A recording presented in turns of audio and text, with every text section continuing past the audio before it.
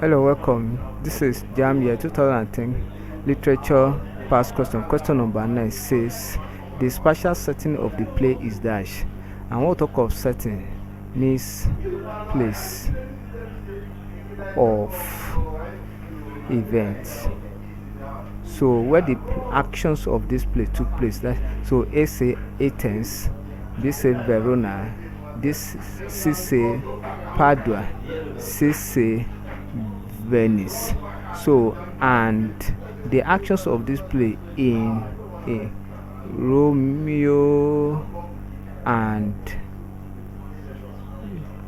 Juliet by William Shakespeare is Verona.